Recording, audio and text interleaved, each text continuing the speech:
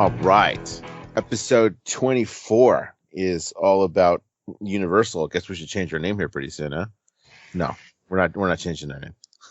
I mean, But- we can just be theme park culture. Yeah, but no. I like Disney. Then you'd have to change the cool ass logo. Yeah, right. Yeah. That's daughter design too. Remember, my daughter designed that. Yes. So it's fine. It's fine. It's fine. I mean, if everybody's just who listens is fine with us talking about Universal and other parks. And all 10 of them. We're good.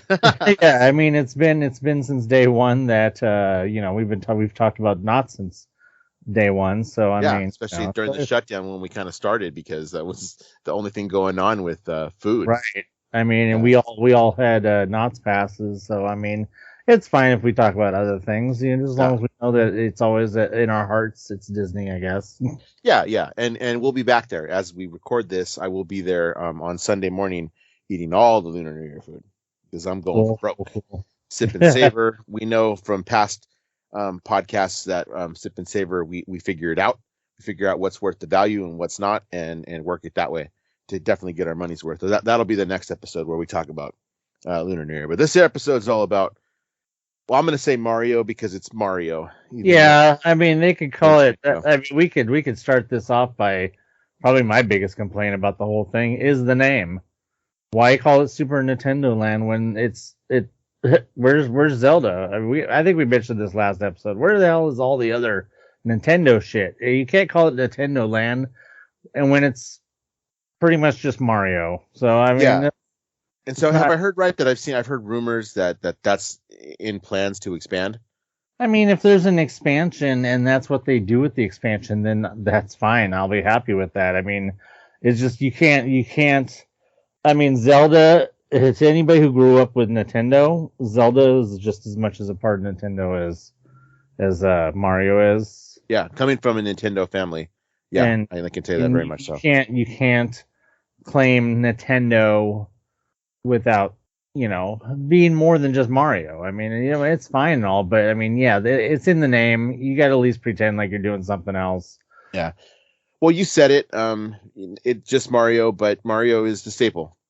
Mario 100% is the staple. Everything's always built around Mario. He is the symbol of Nintendo, much like Hulk Hogan and WWF. Yes. They just go together.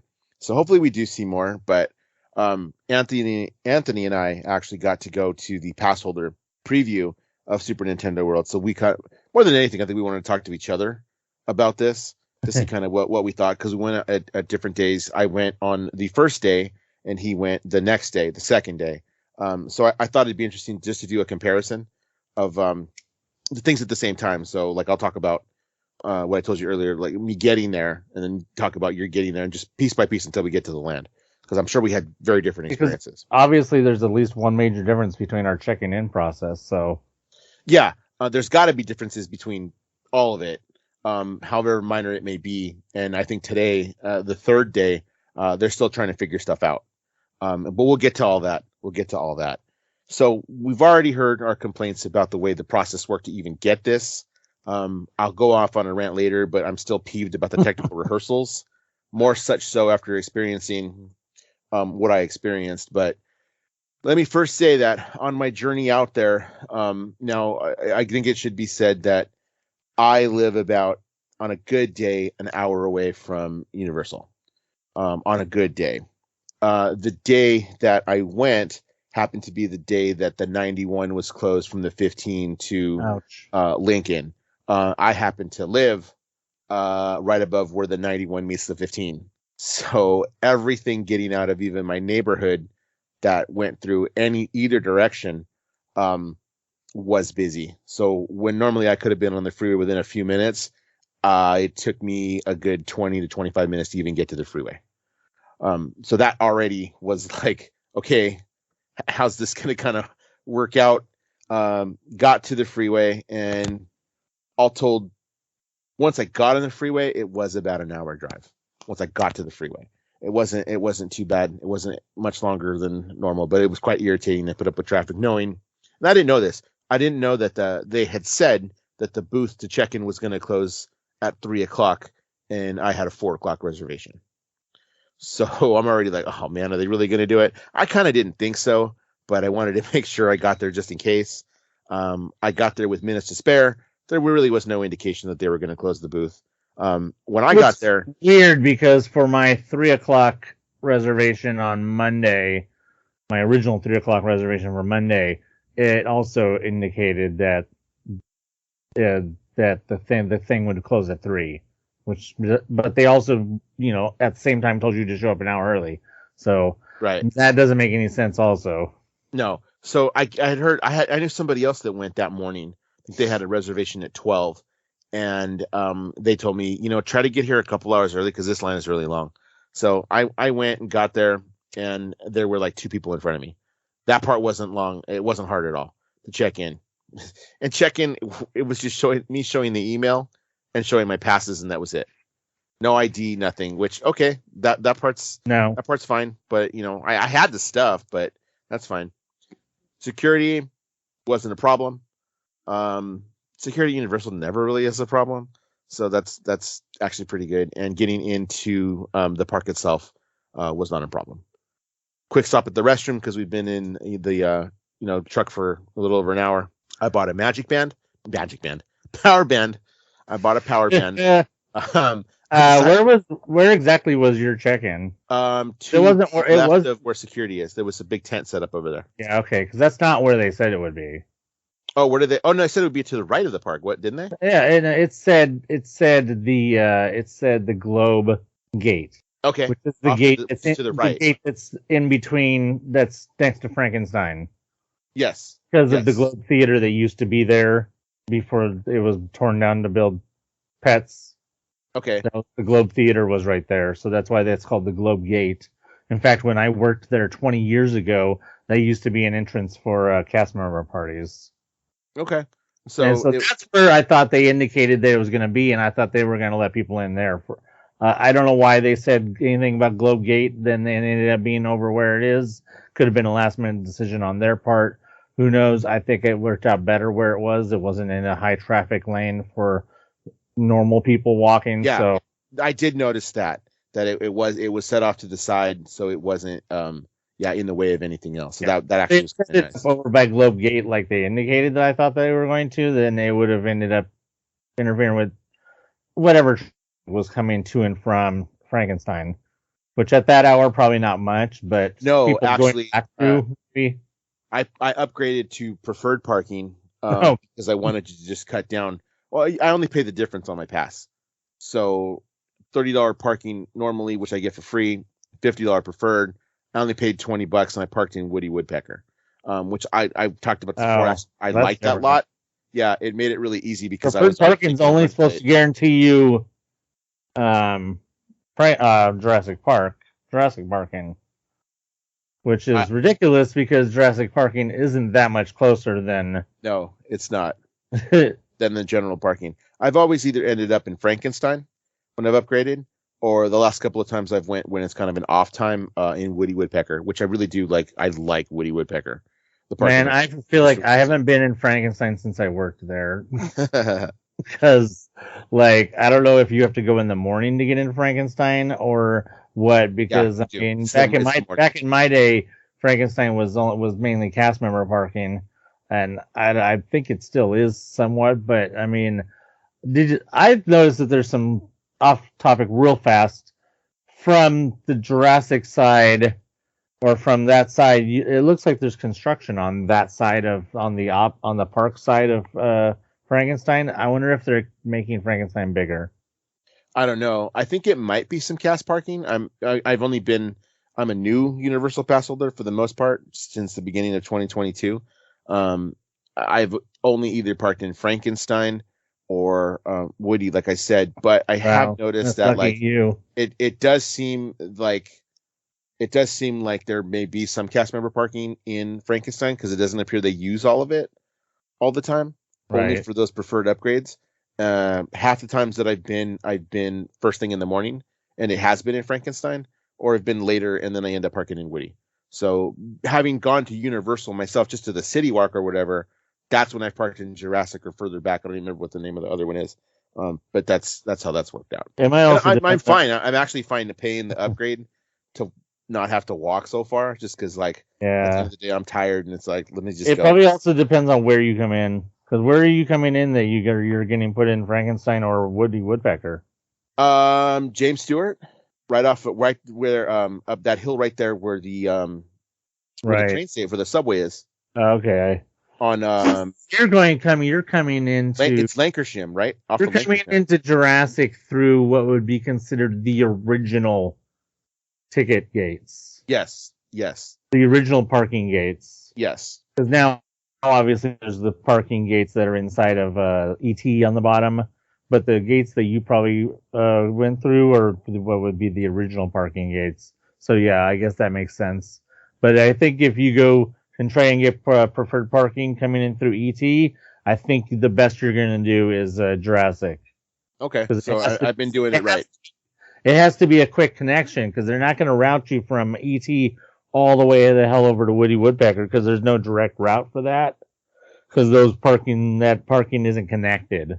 Oh, okay. So keep doing what you're doing. Sounds. If you're going to keep paying the $20 for the preferred parking, yeah, you keep coming in through that way because otherwise, if you go off of Universal City Drive and go towards ET, you're going to probably at best be in Jurassic. So yeah, thank God for Waze, because Waze has been that's where it directs me every time, and I'm starting to get to know it. Universal City Walk Boulevard or whatever it's called off the 101. That's where it takes me. So anyway, so that's me getting in. What was your process for Q? Same thing. I waited a little bit longer. We got there at probably about probably about 2:00. 2:00, maybe just before 2:00. We were at the sign-in thing. There was a little bit of a line, but we didn't wait any more than 5 minutes, if that. I heard that line did move pretty quick. Yeah. Talking to my friend who got there at noon, everybody was there in a group. So though you had a group of people, 5 of them went up to the checkout at one time or whatever. No, though we signed up together, I didn't think because we have separate passes and we had separate emails, I didn't think we would have to go to the same window. So we went to separate windows, but then we ended up both being told that we should have stayed together. Mm-hmm. Now, the one guy was like, well, that's fine as long as she has a email, then it doesn't matter. They'll sign her in over there. So the guy signs me in. He gives me a red wristband for 3:00. I go walking down. She's standing there. They're not signing her in because I'm not with her.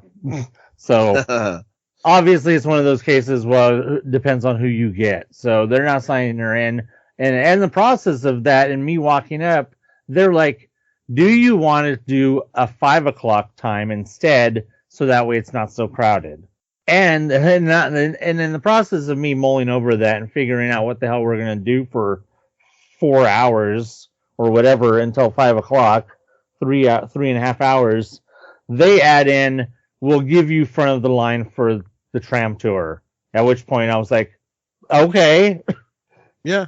Now, the tram tour ended up not having that long of a line when we got down there, which was kind of like, okay, well, fine. Of course, the one time. It still saved a little bit of time. But still saved a little bit of time. In fact, when we got off of the tram, there was absolutely no wait, and we probably could have went back on again. And we probably should have. But yeah, the rest of the park was pretty dead. The park wasn't too bad. I mean, the biggest wait time. Supposedly at one point, Transformers had a 40, but then by the time we got down there to get in line for Nintendo, they had just changed it to 10. Mummy had like a 5-minute wait, 10-minute wait or something. And of course, Jurassic World's closed, so don't even have to worry about that. So so we went on actually first we stopped at and the guy who checked me in, he said, "Don't even bother with Toadstool Cafe. You're not getting in." They didn't tell her that. The guy didn't tell her that, but my guy told me that, and I was like, "Okay, well, that pretty much settles it." So we immediately went to Hollywood and Dine and had Lunar New Year food, which was again pretty good. They have a Korean corn dog. Which is the rage right now. Yeah, apparently it was fine. She had that. I had the pork ramen again because it's so good. Like you can't beat it, and it was really good.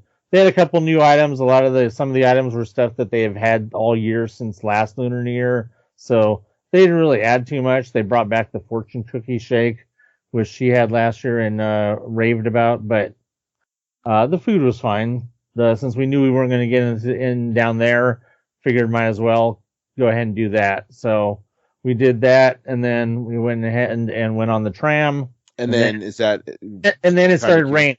The second we got off of the tram, it started raining, and then we went upstairs and we hung out upstairs of Cletus's.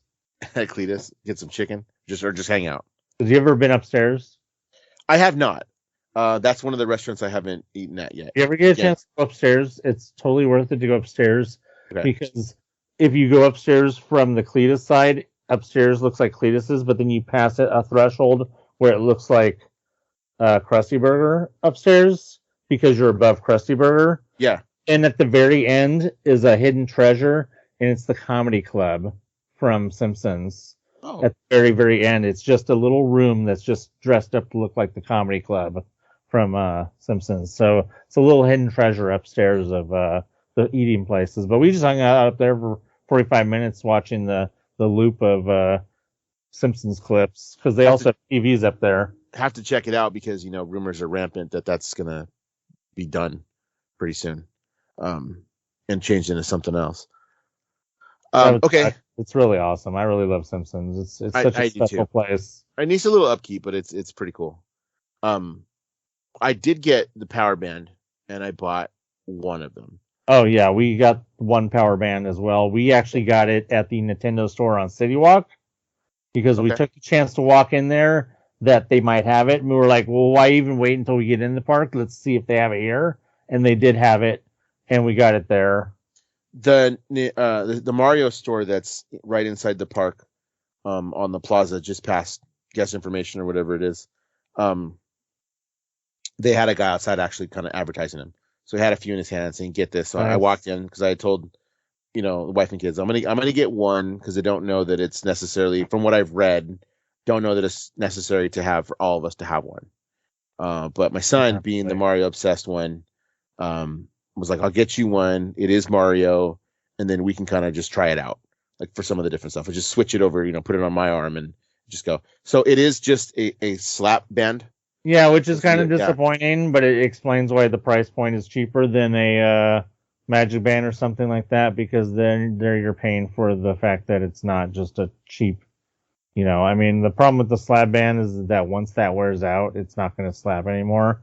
And then, well, I'll let you tell it about flying off. Then I'll have a comment about that. Not exactly a personal thing, but somebody that says something about that. But we'll get there.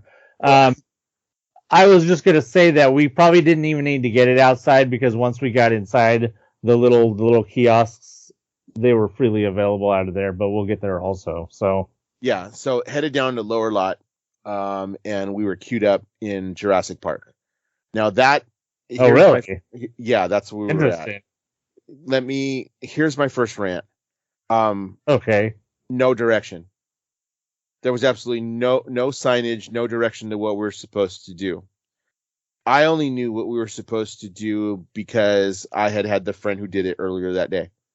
So they lined us up over here. So I told my family, so-and-so said that they were over here. Let's kind of go over there and ask that cast member over there what's kind of going on. And that's when she had just was talking to someone. Blue band's this way, because I had a blue band over here, line up over here. Okay, great. So I saw a line of people from where, on the other side of over there by Transformers, where the land is, up in front of what's the name of that bar? What's the name of the bar? Right there in front of the Jurassic Cove. Oh, where the drinks are sold. Yeah, Ela New Bar or whatever it's called. Yes, it's Ela New Bar. Yeah, so all people lined up in there. I was like, okay, this must be the line. The extended line's going to go over here. It's obviously not our time. I'm there about a half an hour before our time. We get in line, and to be honest, we were consistently moving in line. the whole time. So it was moving pretty fast. I was like, hey, this isn't too bad. We finally came kind of shuffled out from the queue area into that line that was in front of Ela New Bar and the Mario, the popcorn stand where they sell the different drinks and stuff.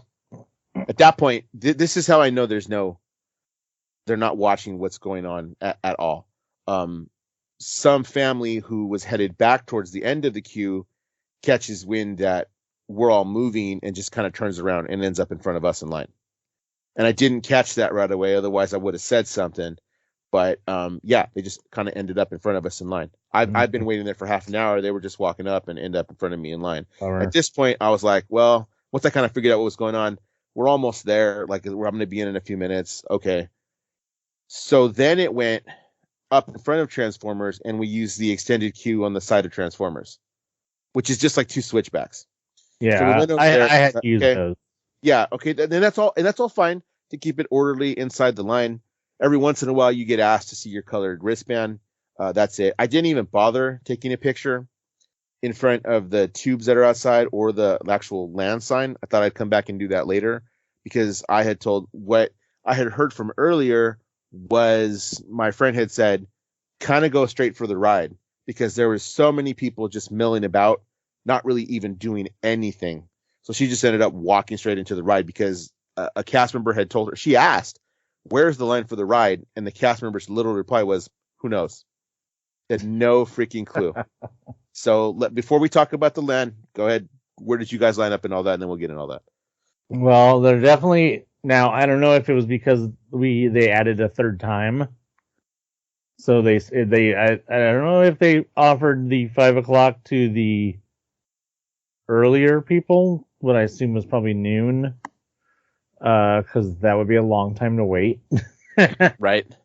So if they took only the 3 o'clock time period and they basically split that up between 3 and then 5, man, they must have really had a lot of people then, because there still ended up being quite a few people, enough where actually the land itself was not even, well, I'm jumping ahead. We didn't have to mess with the Jurassic line at all. Okay. Let's put it that way. We just went straight over. We walk over there. It's about 1:45. I'm sorry, 4:45. 4:45. We walk over there, and we see a line. There's just a couple switchbacks in some roped off area to the right, adjacent to the Transformers entrance. And adjacent to where you go up the ramp to go to that extended queue you spoke of. Yeah. There's just a couple switchbacks there. And then the line's going up towards that extended queue for Transformers. And that's it. That's all we saw. We walk up and I'm like, well, I don't know what this is. I assume then that probably all of these people have been lining up for the 5 o'clock since whoever knows when the first person in line had been lining up. But these are all the people waiting for them to basically clear out the 3 o'clock people from the land, probably. So they're just waiting to clear out the land before they let us in, which I assume is what they were doing. No, not at all.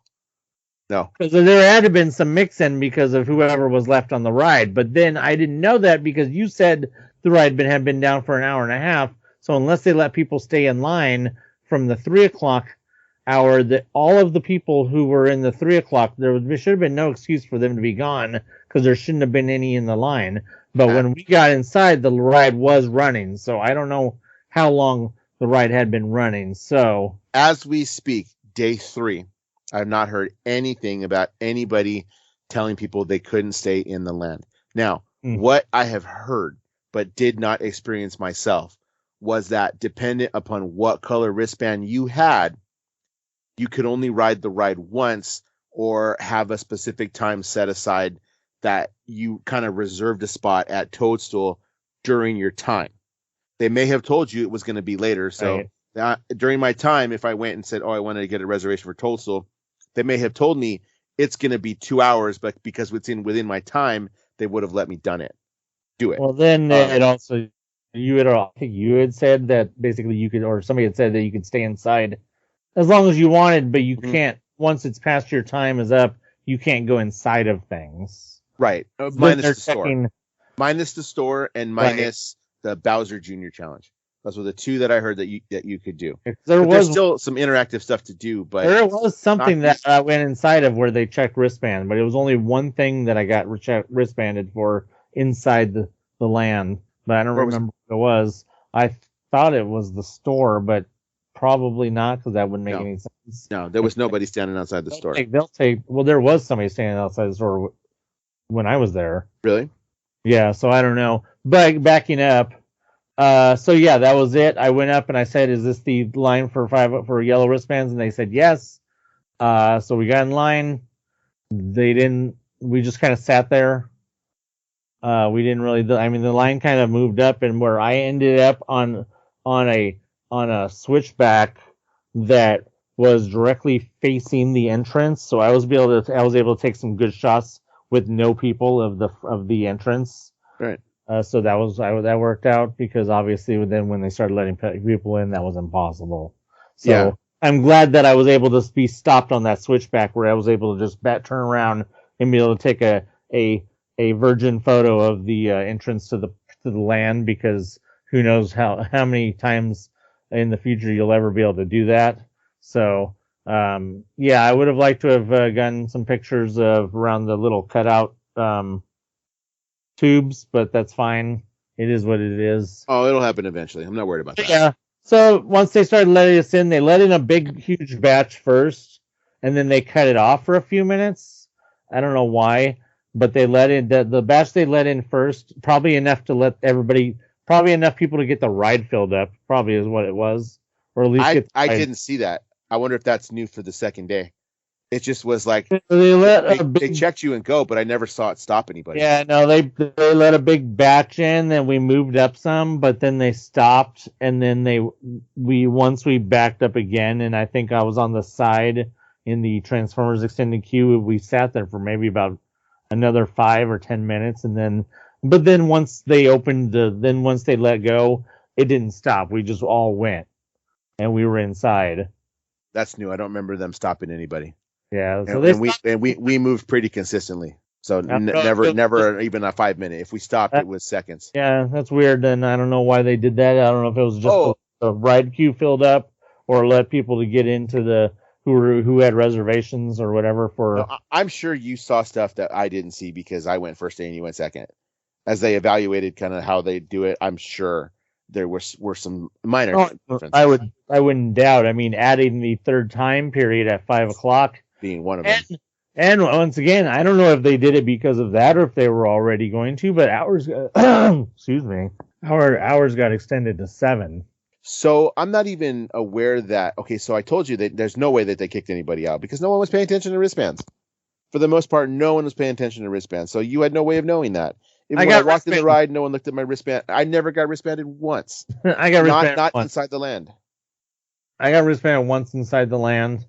I don't remember what it was now. I said it was, I don't know, because we'll get to there. We'll get to how long I had to wait for Bowser Jr. How true this is, I'm not sure, but I did hear people saying that at the end of the night, because I will say, when I went in, there was a lot of people. It wasn't ridiculous, but there was a good number of people, and everybody, as expected, kind of milling about taking pictures. So we went straight for the ride. I was like, let's do this, and I can do all this later. There was a noticeable difference in the amount of people, because I think I might have had the last time. I think 4:00 was the last time on that day. By the time I even got to the top of the ride by Bowser's Head, we'll get to that in a minute, versus what it was when we came in. And definitely when we got off the ride, there was less people. There was still a lot of people, but it was noticeably less. I had heard, no idea how true this is, that after those times, sometime after 5:00 or so, that they just started letting in day guests. Not sure if that's true, but that's what I heard. That's what they've been doing. So that's our experience there. Anything else about the queue process? No, I actually think the queuing process, I mean, other than just being painful on my body, was fairly painless as far as a process. I mean, like I said, we just had a little bit of a switchback there, roped off right outside, and then just the. So where just, were these ropes? Were they added ropes? Yeah, they were. I don't know. The portable stanchions like Disney uses. Yeah, portable stanchions, but they were the nice red fuzzy ropes. I think they brought them over from VIP because then there were VIP people there doing. At least they were dressed like VIP. They were doing the kind of the crowd control, I guess you could say, over there. But yeah, no, that was not there on Sunday. You know how there's the ramp that you come down, where you go. You know how you get back to the extended queue for Transformers? Because you said you went in there. Yeah. Well, that just extended, and then they just made it into 2 more switchbacks or that 3 was not, switchbacks. That was not there on Sunday. That's something that was added. Because apparently by that time that's all they needed, because they had managed to make the group so small. The line did when we got in line, we weren't outside of the ropes, but by the time they started letting us in, the line was sticking out of the ropes and was going around towards the studio grill or whatever the hell it's called, where it used to be Lucy. Oh yeah, so, yeah. The line was going that way. So I don't know what they were planning on doing, or if they just were fine just letting it stick out like that. I mean, you said they were fine with it sticking out into the new bar and then the new tenant. So we were against the curb. Sticking out. So we were against the curb, and the biggest complaint I have about the queue, which isn't even major, is that you have a lot of cross traffic. Because you got people trying to get into that studio store, you got people trying to go to the bar, people trying to go to that Mario popcorn cart, which is just kind of looks like it's set up as a portable thing. It doesn't even look like it actually belongs there. And people crossing through. You know what I mean? You have cast members who are out there kind of like, yeah, stay up against the curb, please, and doing that, but not more than enough. Because obviously the people who cut in front of me didn't get caught. Well, that just shows you how much more traffic and of a problem it was on Sunday for you guys. That by the 5 o'clock, I can't say what was going on for the entry to the actual 3 o'clock. I'm hoping that they had enough people that like myself that went from 3 o'clock to 5 o'clock. That the 3 o'clock and the 5 o'clock didn't end up being too bad each one. And I don't know. I can't say anything about the morning one, but I mean, overall, not even having to have anybody be over there where it would be a mess over by Jurassic. That's just, ridiculous over there. Because then you're also, I assume you're in the way of what was the exit to Nintendo, which we haven't talked about. That I don't think anybody had even talked about. You know what? The exit where I had said, remember in an earlier episode, I said, why isn't there an entrance over by the Jurassic bathrooms? But hey, there is. Guess what? It's an exit. Now, at what point, I assume they'll let people probably go in through there. They're also, like they did with Galaxy's Edge, where originally the one entrance of Galaxy's Edge was an exit only, wasn't it? When Galaxy's Edge first opened, there was... I think so. There was one entrance that was used only in as an exit or something. Oh yeah. They directed. Yes. Because there's 3 of them. There was 2 of them they used. Yeah. I do remember that. Yeah. Okay. Yeah. So the exit. So that's who was crossing then. Now that I think about it, now that you're saying that, that's who kept crossing the line was people exiting the land. Right. It was it. Did you really think all those people were coming from the bathrooms? I didn't pay attention because there was just so many people down in the lower lot anyway that I just didn't give it any attention. Right. I was in my head trying to figure out, okay, what are they doing wrong here? That I'm not looking for things to criticize, but I was just noticing, and you can't help but compare it to Disney, like the way they run things, because that's just so ingrained in my head. I mean, we hate to give Disney credit for anything, but Disney handles crowd control. That Disney is better at than Universal Control.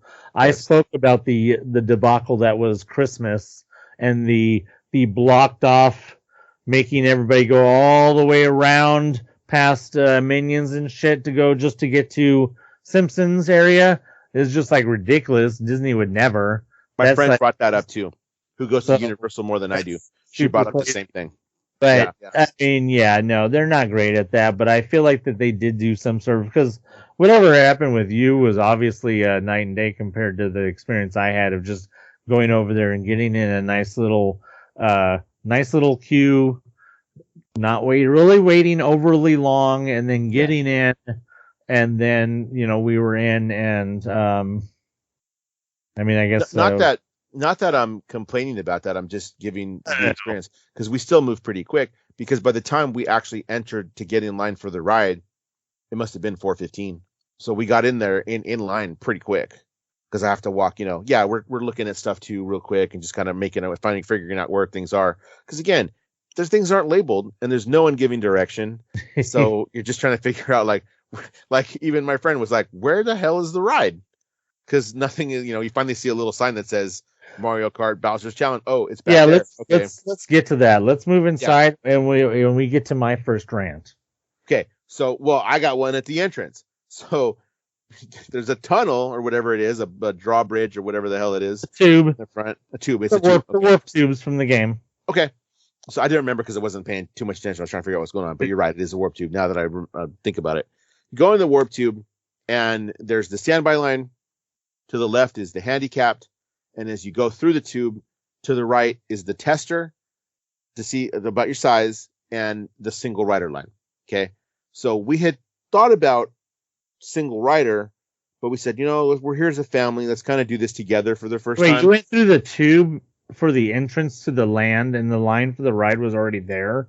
No, I walked all the way through the land for the other tube. Oh, no, I passed already. I'm sorry. I'm in the land already. So okay. You're in the land. The entrance for the ride. And it had said 200 minutes. Right. Okay. And I was like, this is not going to be 200 minutes. Because all day I've been seeing that people have been posting, it's this, but we really only waited this long. I said, okay, that's doable.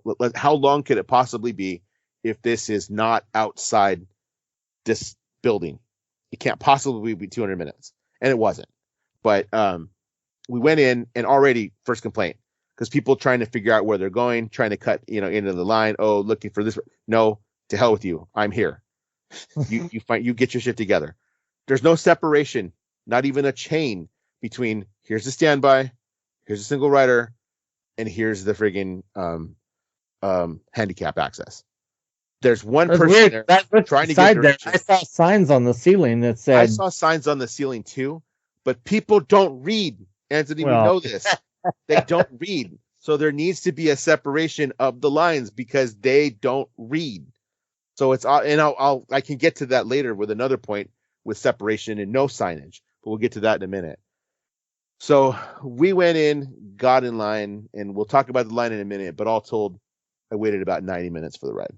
So in there, I don't know, weird little room. You can see like a black light room. Go in the next one. You go up some stairs. It's some kind of Yoshi world that just paintings on the wall that look real cartoonish. I thought it looked like sketch art, honestly, more than just like an actual thing. I didn't think it was dressed up very well at all. I was like, there's not really much. No, I didn't. Not up there. Not up at that second level. When we came back down, that's the crystal room, right? Crystal room, I thought was pretty cool. It was hot though. My complaint is that it's hot. It was pretty warm in there. And then we went from there. It's that little pink Yoshi room, right? I don't know. I didn't go on the ride. Oh, you didn't get a chance. You want to start with that? I mean, I guess. Or you want me to go through the rest of the ride? You can go through the ride. You already started.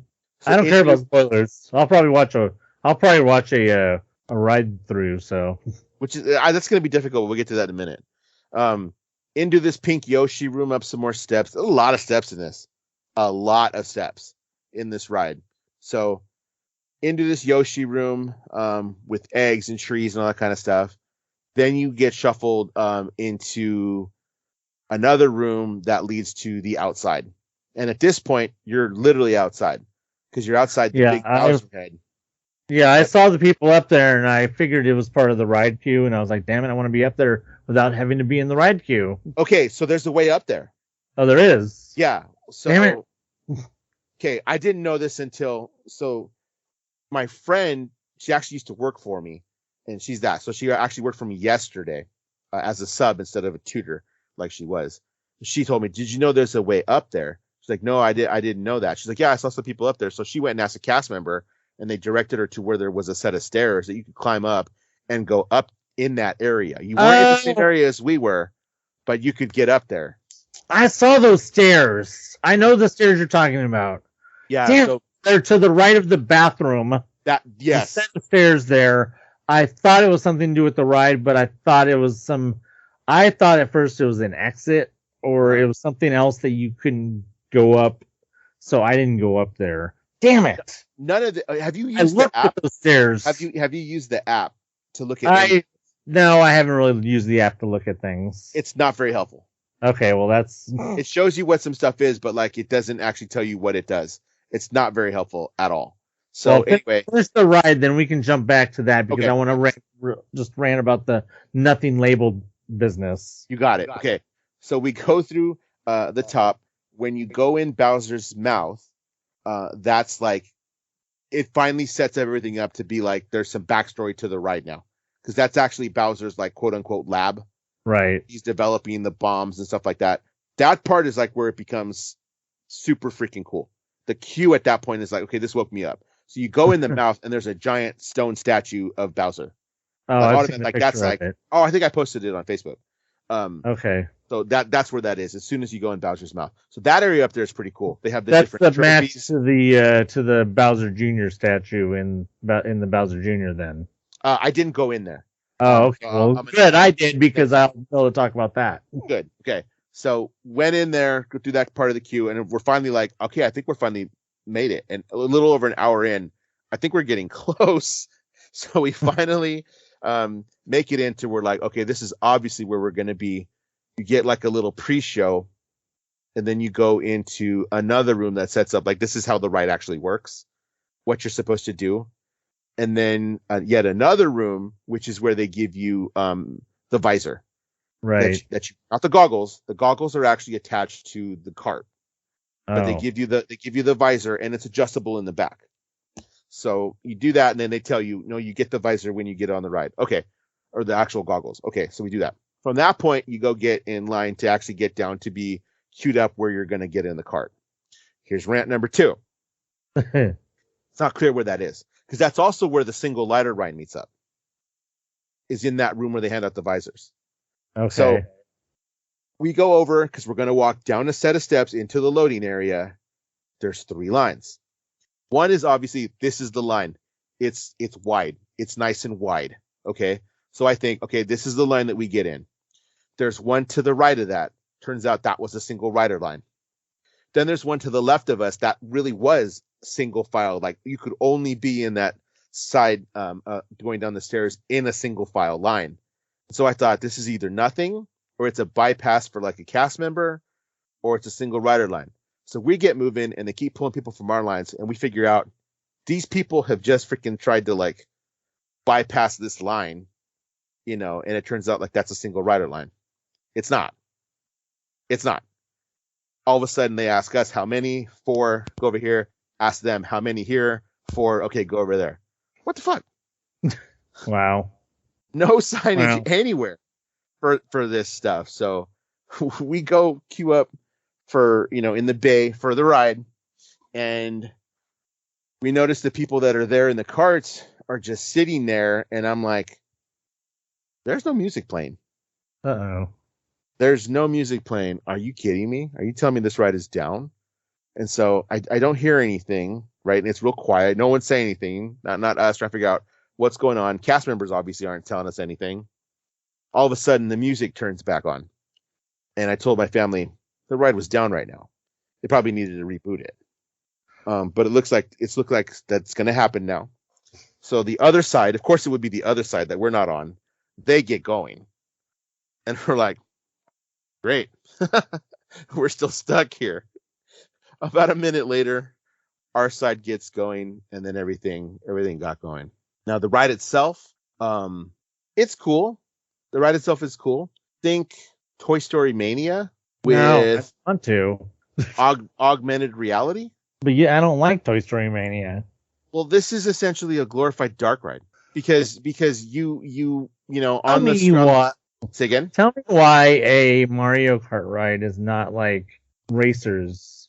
Right, and it's not, because it doesn't go that fast. It doesn't go that fast at Doesn't all. make any sense. The true to universal form, the ride is in the goggles. And so I talked with somebody yesterday, and I was telling him, I went in this thing, and I said, and there he said, "What did you think?" I said, "I thought it was pretty cool." And he's like, "Wow, you're the first person that actually told me that." I was like, "What do you mean?" He's like, "Everybody else I know that is gone on a tech rehearsal day, rant to become later, said it was just like they had a hard time figuring out what was going on." I said, "Then those people have never played Mario Kart, because this was just like playing Mario Kart. That's what it was. You're told to turn a certain direction. You don't need to turn a certain direction because you're on a freaking track." Right. But if you turned a certain direction when they wanted you to do it and it turned yellow, you got coins. I turned towards where the box is, and in the mystery box, and I hit it, I've got coins and I've got shells.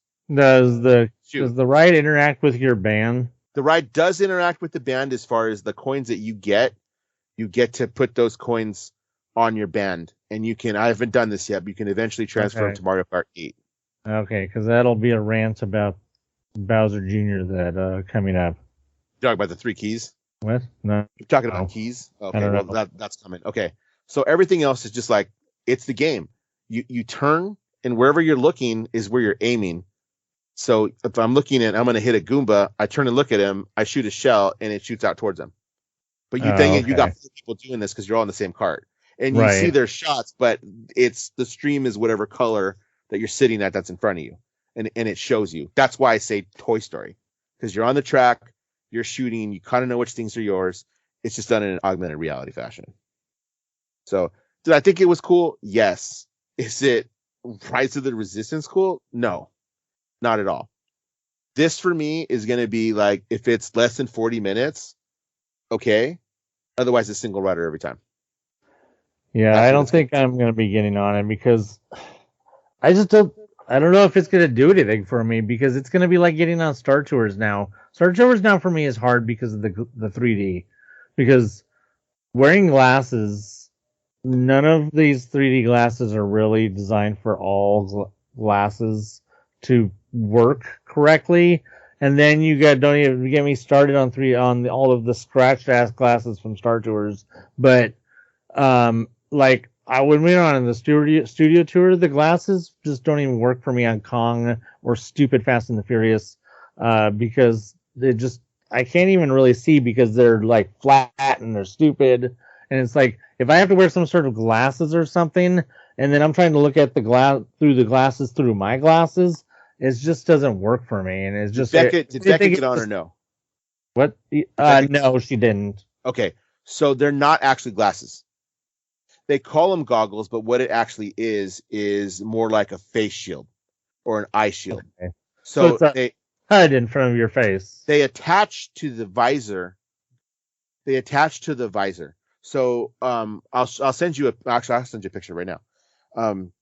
The visor that you have on has this little space where the goggles act, and they call them goggles, but it's just like a face shield. It clips in, so it's not even touching your face. It's literally, and I know you can see me because we're looking at the computer, but it's right here in front of you. Right. That's what I'm looking at. So I can look, if I look down or around, I can see the actual real world, but I'm only can see the augmented reality stuff when I'm looking at it. Basically, it's a screen in front of my face. Right. That's what it actually is. So, I don't know if that changes your mind or her mind. Well, I mean, we'll see. I mean, we're not going to stand in line any length of time for it.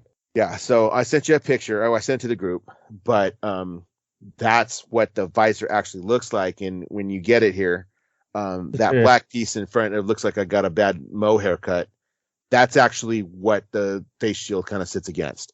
So it's not a standard pair of glasses. Right. Well, we'll see. Yeah. So it is just that little eye shield, kind of, you're welding. It goes down to about your nose area, so that you can do that. Somewhere, I don't have the picture. My daughter does, but I think it goes down to about where your nose is to cover it, and it never touches your face. So there is no. I took my glasses off. So you look like Judge Dredd. Yeah, kind of. That's a good comparison, actually. I took my glasses off because I just did, but I think if I had them on, I don't think it would have bothered me. I'm just wondering. Yeah, no, I have the same thing, because like in Star Tours, and I'll wear them, but I have to get them like they have to like kind of sit against the top of my Yeah, glasses. exactly. Yeah, I know, I get that. And this is not like that. So that part maybe was designed right. So yes, exit into the gift shop, of course.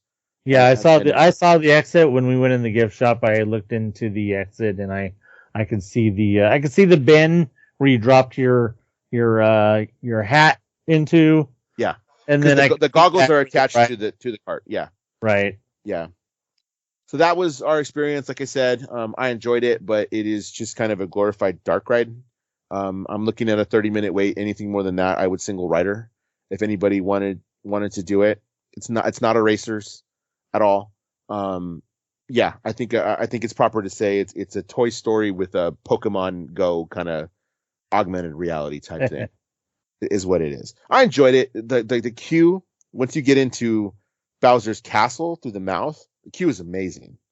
There's so many things from Mario Kart and just Mario that it's just like, that part is phenomenal. I got a ton of pictures. I've been waiting to do this, to actually post some stuff. I got some video to make a TikTok and all that, but like that part is just amazing. But the ride itself, yeah, it's okay. I'll let you go before I got some more. The only thing I took video of was the flash flood. So I did get some video to kind of see like from upstairs, because again, you can kind of see from all the way up there. And then when we came out, we did some of the mini games, you can punch the boxes and get a random number of coins. That was cool. Pretty much all we did. Did you do it? Did you do the mini games? Like with the we did a lot of things. Well, yeah.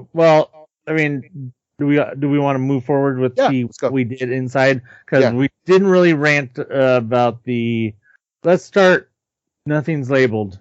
Nothing is labeled. There is a slight designation of where the ride is by the fact that it does say Mario Kart. There is like a marquee, and there is a place where there's a wait time. So there's kind of gives away that. But it's not even tall.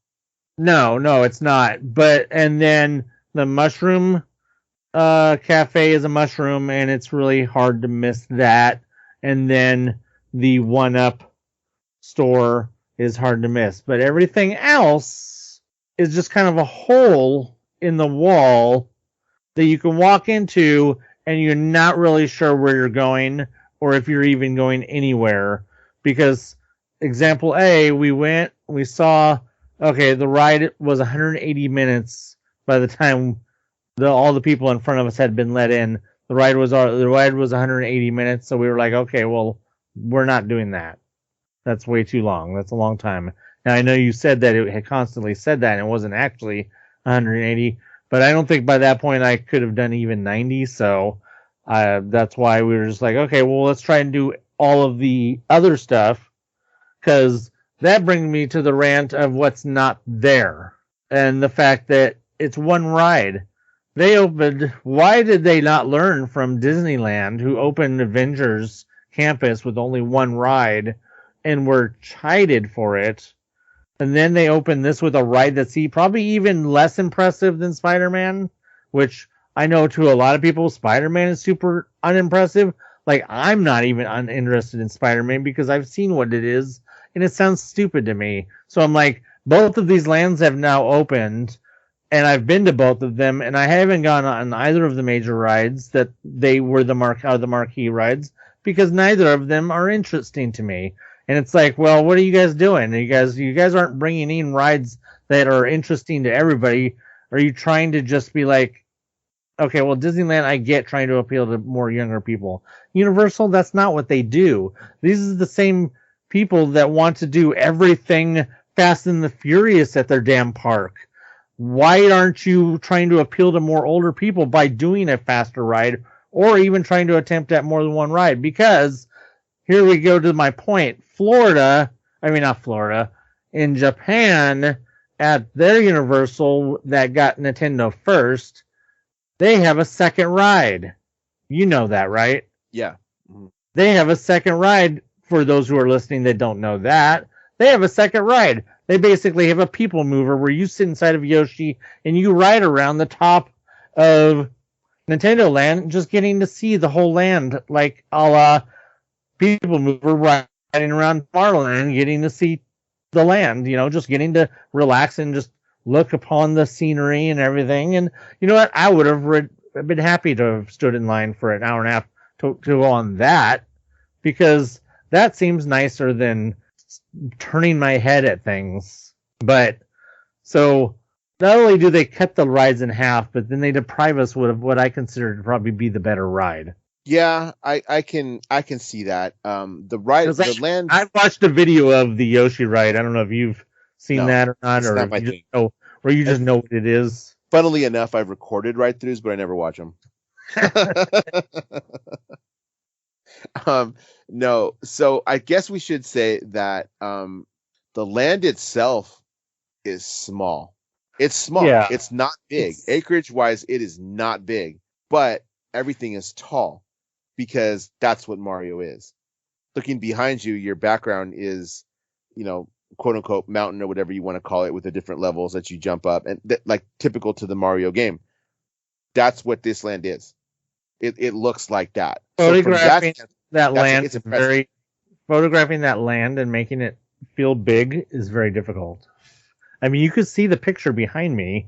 Yeah. Obviously, listeners can't, but you can. That's trying to photograph it where you can see a lot of it, but then you end up, the sky is half of the picture, because that's what's going to happen. It's so tall, but it's also not very wide in places, and to see more things, you kind of have to be very far back at the whole other end. Like, to take that picture, to take one picture, I had to be all the way back by the castle in order to take a picture all the way on the other side. And it's like, that's how small the land is. But yes, it is very tall. It's what I would like to have seen out of Simpsons. Would have been nice to have had big, tall Simpsons scenery walls surrounding it, or similar to like what they have in Cars Land. Also would have been nice in Simpsons. But that's just it does not compare to Cars Land. No. So well, yeah, let's talk about that. I mean, as far as an aesthetic goes, it's probably one of the most beautiful looking lands. Oh yeah, any theme park that I've ever been in.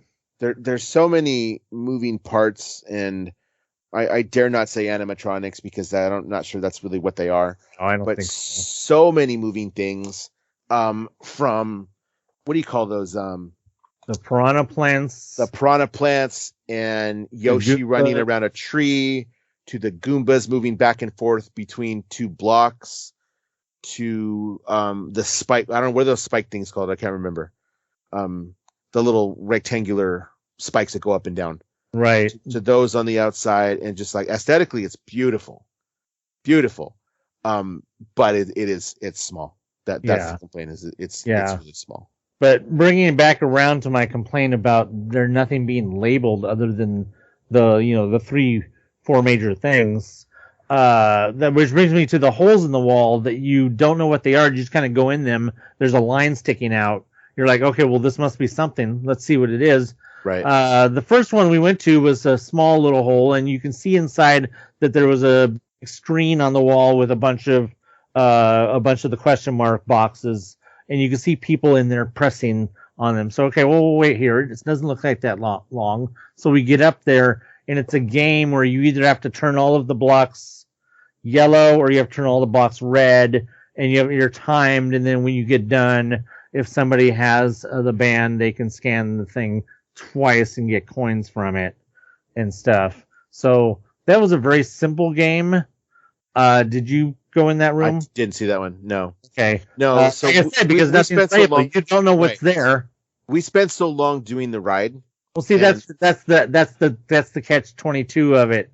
With something like that, you had to choose between, and then it's the same as any other thing. I mean, I'm sure when Galaxy's Edge opened, you had to choose between ride or looking around the land. Everybody's had to make those choices when it comes to big land openings. You either go to the star attraction, or the only attraction in this case, and you waste half of your time doing that, and then you don't really get to see much else, or you don't do the ride, and then you get to see everything else. So rant number 2, or number 3, whatever we're on. Time. So yes, we've got to 2 hours. We already talked about how that's just thrown out the window. It didn't really matter.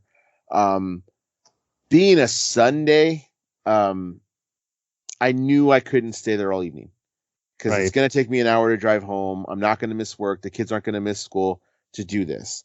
I already knew going in that the cafe was not going to be likely. So I planned accordingly and made sure that we ate before we went in there, which was the good choice because that was just not going to happen. Bad choice on Universal's part. There is nowhere else to eat in there besides the cafe. There is no stand of anything else. It's not there. So you would have had to bring snacks, which is the one time I don't carry snacks with me, is the one time where I'm in line and I'm like, I'm starting to get hungry. Yeah, because it was pointed out to me because I made the rant. I said, look, they made the same mistake because you got Avengers Campus, one ride, one food place, one merchandise place. But then it was pointed out to me that there's also the shawarma. There's also the shawarma. Nintendo would have killed to have a shawarma in there because that's all you need is, I guarantee it, mark my words, there will be some sort of stand in there at some point. Some of the middle areas where there's nothing really going on, they're going to get some stuff in there to make money. Which makes me circle back to the little room where you're pressing on the wall in the blocks. It's fun, but when it gets into summer and all those people are trying to get in there and you got a line sticking out and there's nowhere for it to go but the bathroom, that's going to end up going by. That's going to end up going the way of many things that are great ideas, but they're just not going to work for America. Yeah, that's something like that. The Japanese may have patience for it, but Americans are not going to have the patience to wait for the little game where you just go in there and punch a bunch of blocks on the wall just so you can get some coins on your thing. It's not going to happen. I guarantee within a year and a half that's going to be gone and that they could do something else with that space. So are we ready to say that like the most you can do, like you need a band to do the most in this land right now? Pretty much. Yeah, I think it's safe to say. Like, even more so, you can go into Harry Potter and have fun in Harry Potter without a wand. Imagine if you strip down Harry Potter to really having to have the wand to have the most fun in Harry Potter. It's basically like that. So it's stripped down to like if Harry Potter was the only fun of it was wands. So yeah, you do need to have that. And then, I mean, there's like competitions amongst the people while you're there. And there's the leaderboard and all that and stuff, which is really confusing. I don't know how any of that works, but, which brings me also to my next thing, Bowser Jr. Oh, I have the answer to that. That's attached to the band that you have.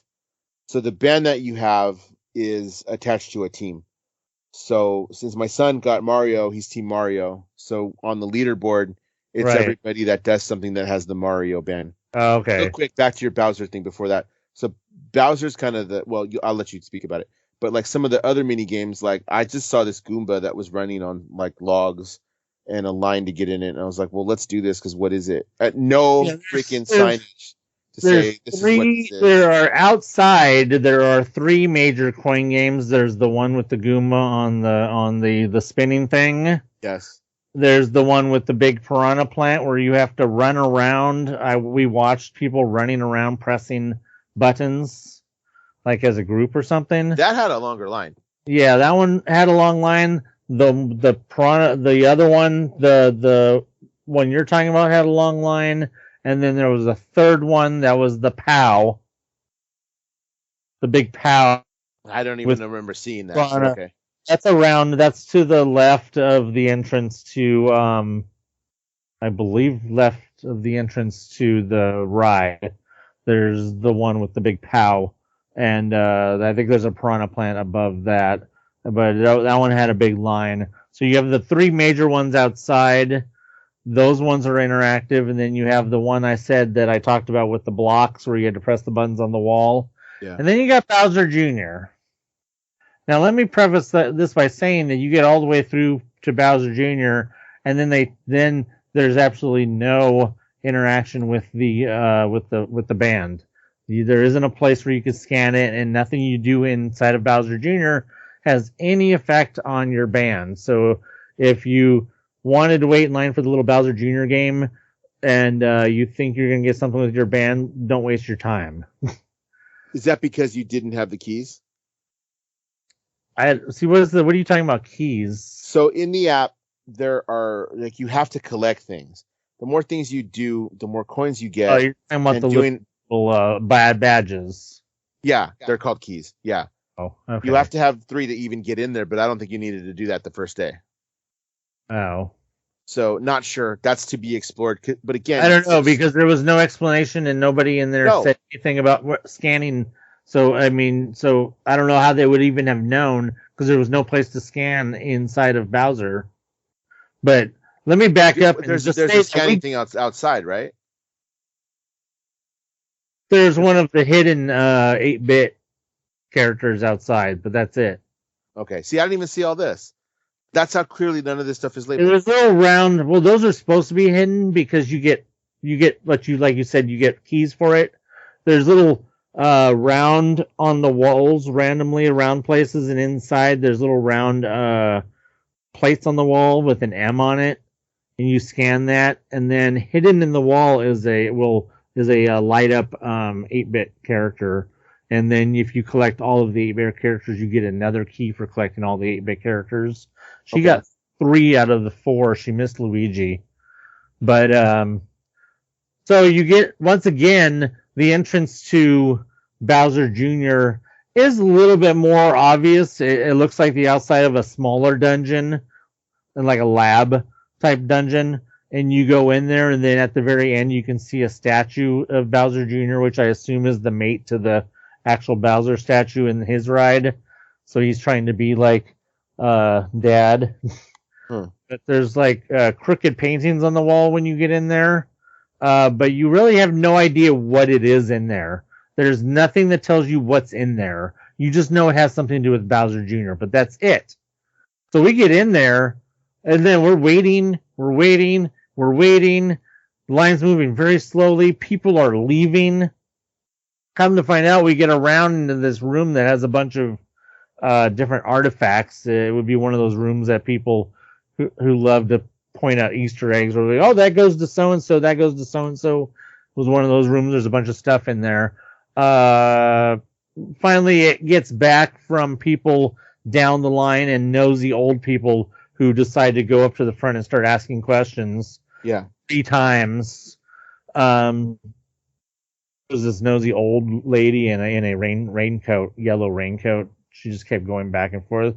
I'm not trying to go to the front. I just want to know what's going on. But finally it gets back to us that the system has crashed and they're resetting it. And right at that moment, the line started moving and they let in the next group. But it's very a lot for what it ends up being. Like you come into a little room and then they put you on dots. I think like 1 through 12 or something like that. A bunch of dots, and then there's a little video or something about somebody's stealing something, and then it tells you what to do. It says duck for things, then punch, and then you get in there and you stand on your number. And basically what it is a weird digital silhouette of you is on the wall. And when you reach up and you could see your arms, and you're like, things start having to fall and you're punching them. You're having to punch everything. It's kind of like the ride, but you're doing it virtually. Oh, you know what? I've seen people do that at a tech rehearsal. We'll talk about that from a tech rehearsal. Okay. Yeah, so that's what that is. None of this shit is labeled, by the way. No, not there. Yeah, you had no idea what was going on. You can't have your stuff by you for some reason. And behind you, there's little like cubicles to put your stuff in. But it's very, very elaborate for something that's not very that elaborate. And that the fact that there isn't more queue to it is really, really bothering, because I don't know what they're going to do when more people want to get in there. That is another thing that I feel like it's going to end up becoming something else, because they could get out that section and the other section with the other thing with the pressing the wall thing. You can get rid of both of those things and maybe get another restaurant in there. It feels like a lot of things that are not going to work for them when there's more people in the park. Yeah, and we'll see, because and then anything else to say before we kind of like, you don't get anything with your band. No. Which is just I don't understand. It's just like you go through all that, and even if you were supposed to have 3 keys or something to be able to do it, that's not explained. But even then, if that was the case, why is there no place in the Bowser Jr. thing to scan your thing?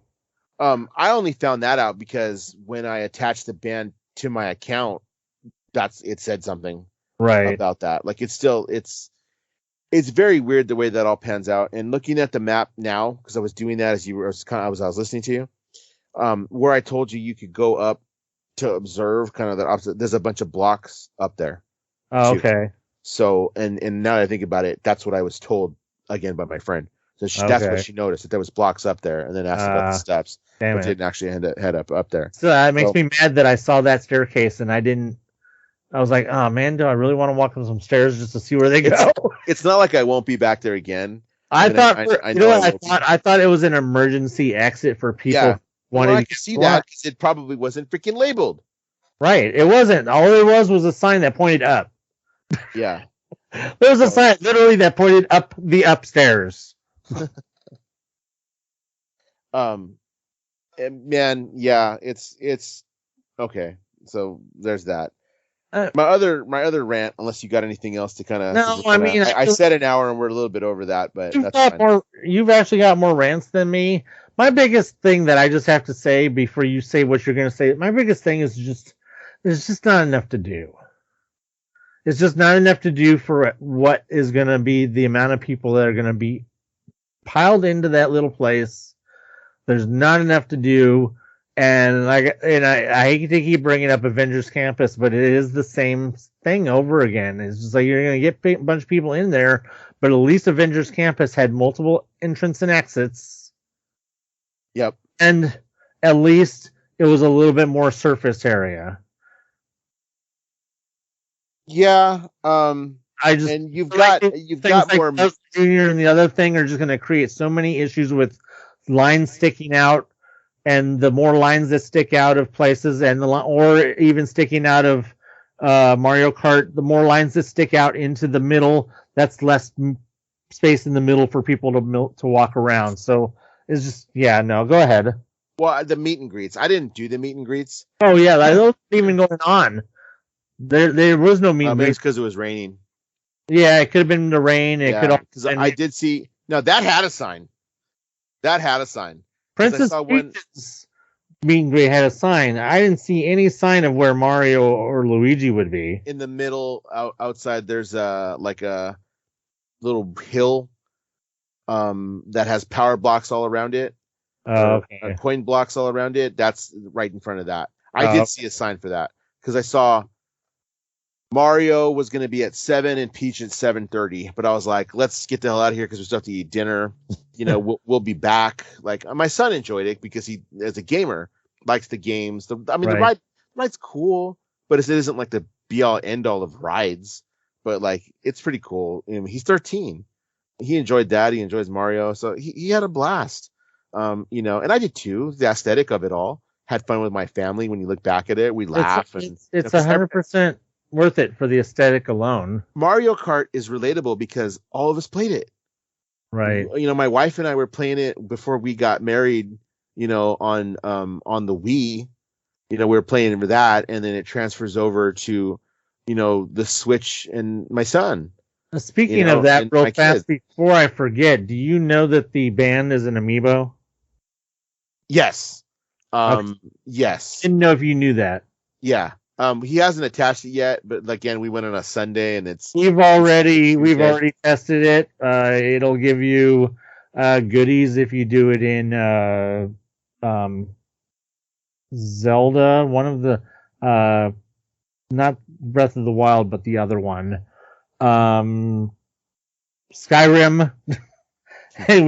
She got a bunch of scanning that amiibo. I'll figure that out later. It's different games. Is the band rechargeable? I didn't even bother to look at that. I don't Does think it not need to be? works. I don't think it has. I mean, if it's like an amiibos don't have power. It's just a metal like disc, readable disc or something inside. Okay. Yeah, because I was like, I didn't miss this, right? Like I don't need this. It's not like a Magic Band that has to charge. It's the same, probably the same kind of, the scannable technology like that. Like Magic Bands. Or even going back to the old, remember the episode 1 chips that you scanned and they played and the thing played something? Yeah. Okay. Something like that, I mean, it's that kind of along that same technology, I guess. Yeah, no, I don't think there's anything electrical to it. Like I said, I think the band itself, the stupid slap band, will break before the actual mechanism inside the that thing. never actually fit around my wrist really well. It fit around his spine, but let's talk about that. It never fit around my, like, oh yeah, I forgot about that. So being a slap bracelet, unless you have a tiny wrist, you're gonna come across some issues with that. And so that Goomba thing it's a hand crank, and you get more coins the faster you can crank it. Oh. Well, guess which hand most people are going to use? Most people are right-handed. Right. So they're going to use the right hand to crank it. I literally saw a grown man, give it his all cranking this damn thing, and all of a sudden his power band just flew off. But it flew off into the beyond that gate where the crank is. Oh wow. That's where it ended up. And I was like, well, what's back there? It just happens to be the floor. But the poor customer was looking at it like how the hell am I gonna get this thing out, right? And this guy just bought this $40 thing, right? So the cast member ended up hopping over the little rail, which I'm probably sure he's probably not supposed to do, right? And picking it up and giving it to the guest. And the supervisor. Supervisors are always carrying those pickers around. Yeah, and that's I was kind of like, where's this picker? Well, you know what I told my son real quick? Hey, take that off before you freaking go up there and do that. Right. I didn't pay $40, and I had already heard they fall off easy. Right. Selling the little like watch bands or some other way to like, okay, here's how you kind of can keep that attached. I was like, boy, don't you even, like, I spent $40 for that damn thing. No discount either, right? Because none of the Mario stuff is discounted right now. Yeah, she had problems with it a lot the whole night. She found that if she wrapped it one way, that it worked better than wrapping it another way. But otherwise, for the most part, it was a problem. Which it was funny because, and it was funny that you had already told me about that story, because then when we got into Bowser, and it's funny that how the band isn't even working Bowser Jr. because when you're in the pre-show for Bowser, they tell you to take your band off because it may fly off when you're doing the thing with your arms. Yeah, I'm serious. And by the way, an interesting note that the pre-show panel in Bowser Jr. the buttons and everything are almost identical to buttons that we had at ET when I worked there. Wow. Like they're still using the same old technology. It's so funny. Yeah. Like some of those buttons, I have some of those buttons in a drawer. So the last thing, unless you got something else. No, I'm gonna rant about two things, and they're kind of combined. One is that the rehearsals. Oh. Yeah. One is actually that a lot of people online, and I'm in a couple of Universal groups on Facebook, are talking about like, oh my God, I had the best day. I made a reservation at the cafe as soon as I got there, and then I got in. They told me it would be 2 hours, and then I got on the ride. Blah blah blah. That's fantastic that you can get there at 8:00 in the morning. Got a real job, and I live in a spot where I have to commute and deal with traffic to even get there. So that's nice that you can do that. I can get over that one, because if I really wanted to, I could work that out. I just have to leave here at 5:00 in the morning. The other one is the tech rehearsals. Now we know Disney has done soft openings, and I fully expect that you have to do something like that in order to fully get it underway. I even would have been okay if you said, hey, we're training today. We're going to open at 2 and we're going to open until 5. And then at that point, like, people can come in and at 5, that's it. At 5, you got to go. because we need to debrief on what happened and how this worked and figure out what we got going on. But the fucking thing happened every day. Every single day. Not to even start with how difficult this was for pass holders. Universal screwed it up again, like they did for the pass holder party in the summertime, by not having their tech shit straight and having a bunch of people trying to figure out what's going on, no communication, and then all of a sudden everybody and their mother got a freaking reservation. Far too many. There were far too many. If you were going to do that, then I suggest you do more days and extend the time period so that you could limit the number of people that were in there.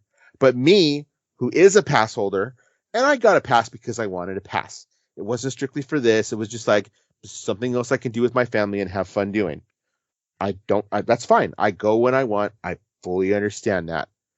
But people I know that figured out they had the rehearsals just went and got to experience all this probably quicker and better than I did, because I banked on the fact that like they're going to give us something special when we do this, and we got nothing. We probably actually got a more crowded day, more people in there than normal, because it was just like you just show up for the day to go to Universal on a random Wednesday and it's open all day for tech rehearsal. That irritates the shit out of me. And that's disrespect to the pass holders as I see it. Completely. Yeah, I see it as very disrespectful. No, I agree with you. Not that I don't want to be entitled. That's not the issue. I'm like, dude, you should have done this with us to try it out, because we are kind of below us too. I didn't expect shit for free, but like basically when you look at it, you fucked us over. Because I expect that kind of disrespect out of Disney. But I mean, it's like they learned nothing from when they opened Harry Potter, because I think we've talked about it before, that when Harry Potter opened, they did pass previews where if you came from opening till noon, they had that block. You didn't have to do reservations at the time.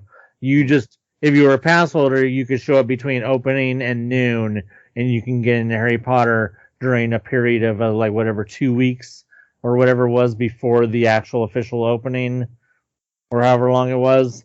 And if you could just show up, you could get in. But the problem is that by the end of the first week, if not enough pass holders were showing up, they were just opening the doors for everybody before noon. Yeah, by 10 o'clock, if there wasn't that many pass holders in the land, they were opening it for everybody. When for everybody wasn't supposed to be until after the actual opening day. Right.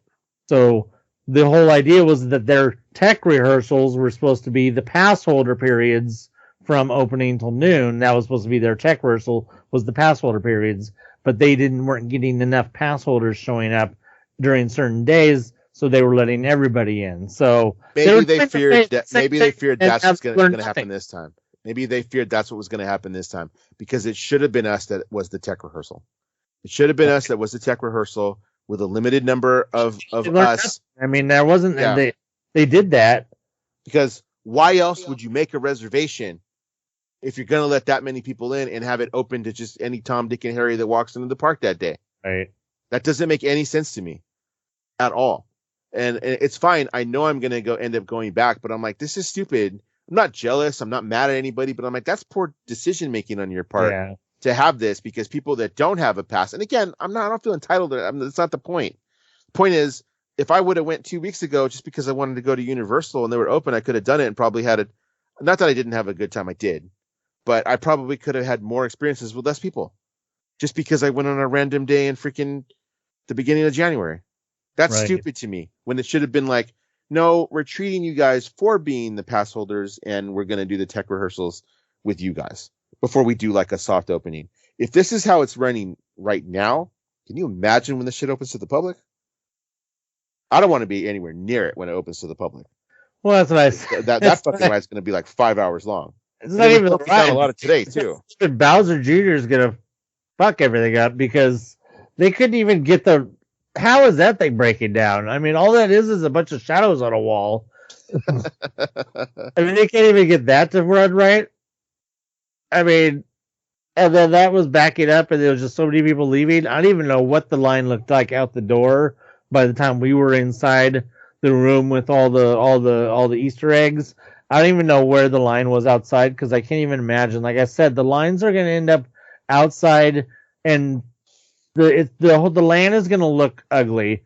You know how on another podcast I always ranted about how City Hall and stuff in You cars. can't mention that because I'm still affiliated with that podcast. Go ahead. It was always strollers. You couldn't take pictures over there because there were strollers. I guess we should mention there's no strollers allowed in the land. I mean, at least there's that, I guess. Yeah. At least there's that. Can you I didn't know that. Really? Yeah, they're not allowed in the land. No. Wow. I mean, at least one thing. I mean, yeah.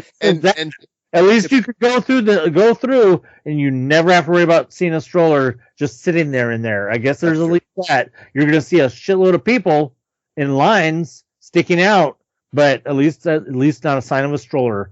I guess to back up that they let in people later, at 7:00 when I was getting ready to head out, I did notice people walking in, and it wasn't like a group of people. It was just like, a handful, like obviously like a group, like family was walking, two here, right, two there. And I was like, oh, so maybe there is some truth to that. Again, like you're just adding to it. Now, true, it was later, and so there was, it was a noticeable difference when it was later. The next time that I go, I can tell you it will be after, because it'll probably be after it opens officially. Right. It'll be later in the evening, so I can mess with the games and just get a better look at less people. Yeah, there are several little other little open rooms that are just blocks to scan. There is a room to the left as you walk in, to the left of the castle. There's a little room right there that's like you're in one of the underground things where you can see all the little designs in the wall. And there's several blocks in there you can scan. But that's all that is. Once again, it's just another little empty space, wasted space. Doesn't have any game, though, or anything. So at least that shouldn't get too congested in there unless it were to rain, and then everybody's going to go in there. So I think we'll end with this. Unless you got anything else, I think we're going to end with this next thing that I say here. You got anything else? Nope. Okay, so the person that I heard giving the most direction as a cast member that day was the one who pointed out that this is the exit. I knew very clearly where the exit was. And that was the only... Not that they weren't... I didn't hear anybody say anything. To the land, you mean? The exit to the land. The one to the bathroom court, to the the bathrooms. Yeah, very loud, very clear. This is the exit from the land. Have a good evening. As we went through this, or just even came anywhere near it. Just so you know, this is the exit to the land. Was the loudest cast member all day. That's pretty great. And I walked out right past the bathroom and had. Honestly, a very good churro. I had a very good churro. We stopped right there by Mummy Treats and got a churro because I was hungry. Told you I was getting hangry. As we decided, let's get a churro, something to drink before we walk out and figure out what we're going to do for dinner. But the walkout was nice. That was like the rest of the park was not busy. So, we got a Simpsons donut. Oh, you did? I'm all right with them. I have to eat it right then. If I don't eat it right then, we got the chocolate. It's not worth my time. We got the chocolate one, brought it home, cut it up, eat it. Yeah. So I walked out, Anthony. I walked out, got my churro, and was headed home. Have a good day. I did have a good day. I was with my family. Aesthetically, it's beautiful. They've got some stuff to work on. I hope they figure shit out because it's going to be a fucking madhouse when it opens on February 17th. And I can't even imagine what the crowd. I wish you had been able to get into the Bowser Jr. so you could have seen that statue before everybody. I kind of thought it was going to. Everybody puts their gum in their grubby hands and their boogers and all their bodily fluids all over Bowser Jr.'s statue because it's going to look gross at some point. I guarantee it. I even managed, and I'll send it to you right now. I happened to catch before we loaded into the ride. The first vehicle that was there for whatever reason didn't have anybody on it. So I managed to get a picture of it waiting to come up, as it unloaded the previous ones with no one. So I'll send you that so you can kind of see what the cart looks like. But yeah, aesthetically, it's probably one of the best things I've ever seen. Probably the only thing that competes with that is how Disneyland looked just before the 50th, when everything had been repainted. About the time I worked there. I remember that. That's probably the only thing that rivals how beautiful Nintendo Land looks, is how Disneyland looked with everything freshly painted in 2005. But yeah, it's one of the best things I've ever seen aesthetically. If they could have hidden 2 or 3 more rides in there, entrances to rides, or put rides somewhere there, I mean, it would have been great. Now, I am curious because I do notice that the area, there's a round building being built behind stage 12, which is the stage that's on the left as you come down the hill. And that stage, which is the one that had the voice in it most recently, is scheduled for demolition. And I don't know what they're building behind that. There's a round building, as I said, that's being built behind that stage. So I don't know. That seems kind of a way to have Nintendo go that way. So again, I had heard rumors say that there was plans for expansion to add some different characters from Nintendo, because you're right. From the start, you said can't call it Super Nintendo with it only being Mario. Otherwise, it should have been called Mario Land, and it's not. It's Super Nintendo World. So we've got some other characters from some other properties that are Nintendo coming, I would assume. So I really hope so. I think we're a good spot to end. I will say that the next time we do talk, which will probably be in a couple of weeks, we will cover Lunar New Year at Disney, because I will go and sample all the food there. Gina didn't join us today because, number one, it's kind of late for her. I can't wait to hear her story about getting evacuated off of Mickey's Runaway Railway. Yeah, and that story is for her to tell. So we'll let her do that. She didn't join us today because it is kind of late, and we experienced Mario or Super Nintendo World and wanted to talk about it to see what our experiences were with that. So with that, I think we'll call it on this one. You know where to find us on all the socials. Give us a follow. Check out what we got going on. And the next episode will probably be in a couple of weeks. Right on. Disney Culture is a part of the Extraordinary Culture podcast universe. Follow my Disney stuff on IG and YouTube at Dan's Disney Adventures. Follow my Disney stuff on TikTok at Danzig77. It's DANSZIG77. Thanks for listening. See you real soon.